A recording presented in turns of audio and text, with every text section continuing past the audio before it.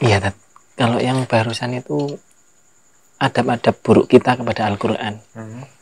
Apakah hal tersebut berpengaruh kepada Rasulullah? Mengingat Al-Quran itu diwahyukan kepada beliau. Maksudnya kalau kita tidak beradab kepada Al-Quran, apakah juga berarti nggak beradab kepada Rasul? Taib. Naam, Tat. Baik. Maka kaitannya sama adab kepada Rasul yang sering kita pahami bersama, konsekuensinya biasanya disebutkan dua. Cinta, taat. Yang namanya adab kepada Rasul berarti cinta kepada Rasul. Yang namanya adab kepada Rasul berarti taat kepada Rasul. Biasanya berkutat di dua hal ini saja. Selain dua hal ini, setidaknya ada 4 hal lain juga.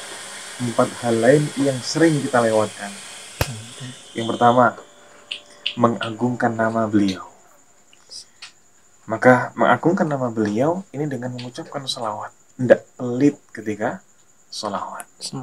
Bukan berarti terus kita salawatan kemana-mana. Tidak. Maksudnya adalah ketika memang disebutkan nama beliau, segera kita responsif untuk salawat. Sallallahu alaihi wasallam. Atau sekarang ketika dengan HP, banyak kemudian yang ketika nulis Rasulullah ditulis dengan SAW, Disingkat. Memang ada penjelasan para ulama tentang hal ini. Ketika disebutkan Sallallahu Alaihi Wasallam dengan singkatan SOT. Tapi semua ulama pun juga paham bahwasanya menyebutkan nama beliau dengan komplit adalah yang terbaik. Nah, maka tidak layak kalau ada sebagian di antara kita yang alasan nyingkat hanya karena habis-habisin waktu. Dengan berkembangnya teknologi kan sekarang bisa diatur. Kita nulis SAW, tapi yang muncul tiba-tiba Sallallahu Alaihi Wasallam diatur di keyboardnya. Ini termasuk bentuk pengagungan. Maka ketika ada majelis taklim disebutkan nama beliau berkali-kali kita sebutkan salawat. Berkali-kali kita doakan beliau Sallallahu Alaihi Wasallam. Apalagi di hari Jumat.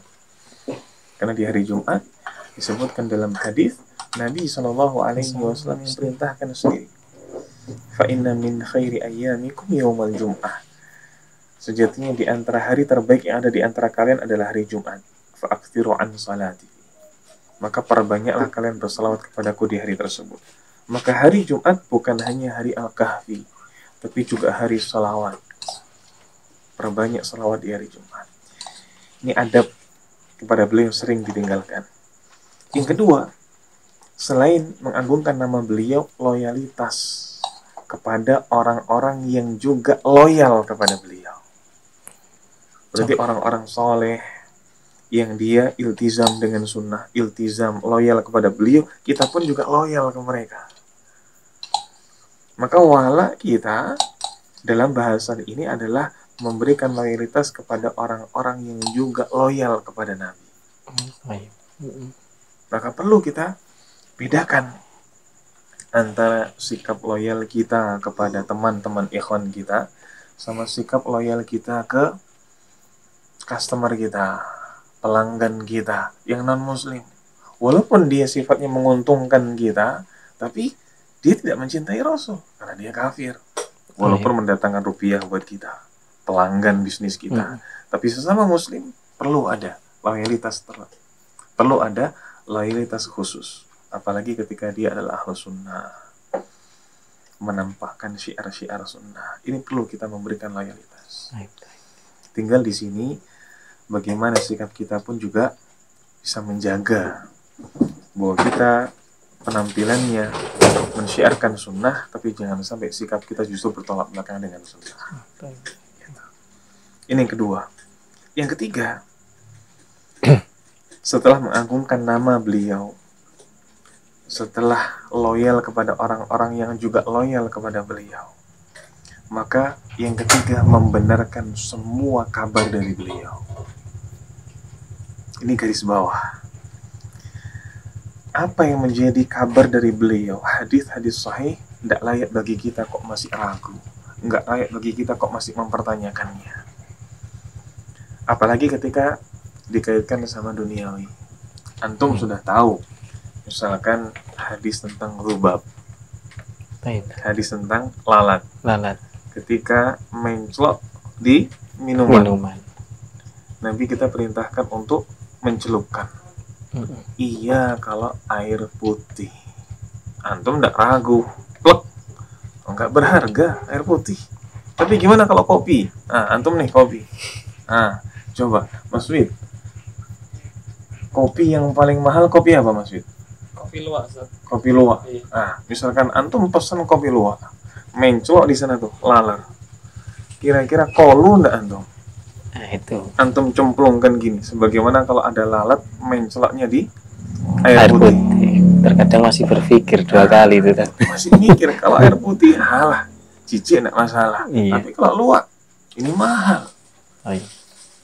Maka termasuk dari adab kepada Rasul, bagaimana kita membenarkan semua kabar beliau tanpa terkecuali, baik itu jenis kabarnya ataupun keadaan kita. Kita benarkan semua. Contohnya tadi, walaupun itu kopi luwak, ada lalat, cemplungkan. Masuk. Itu sunnah. Maka membenarkan semua kabar dari beliau di setiap keadaan kita.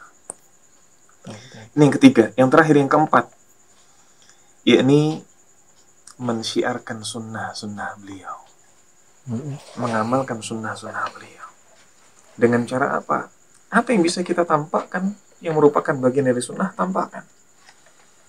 Misalkan sunnah kita tahu bersama bukan cuma sekedar celana cingkrang, bukan cuma sekedar jenggotan, tapi dalam perilaku lainnya, pakai sendal. Dahulukan yang kanan ketika Memakai. dahulukan yang kiri ketika ngelepas. Melepas. Ada undak-undakan nih. Ketika naik, ada sunnahnya. Apa ketika naik? Baca Allahu Akbar. Kan? Allahu Akbar. Turun, Subhanallah. Undak-undakan di kantor antum. Kantor antum 2 lantai. Itu. Maka banyak sebetulnya cara kita mensyiarkan sunnah. Maka tidak layak seseorang yang mengaku ahlu sunnah, seseorang mengaku salafi, tapi dia fokus ke penampilannya. Aku sunni, aku salafi, nih jenggotku, nih cingkrangku. Tapi kemudian amalan-amalan sehari dia tidak syiarkan. Nah, ini 4 adab kita kepada Rasul yang sering kita remehkan. Jadi mengagungkan nama beliau, lalu loyal kepada orang-orang yang juga loyal kepada beliau, lalu membenarkan semua kabar beliau dalam setiap keadaan, dan juga bagaimana kita mensiarkan sunnah-sunnah beliau. Ini adab kepada beliau. Taib. Masya Allah. Jazakallah khairan atas penjelasannya. Insya Allah. Ayo Mas. Bismillah.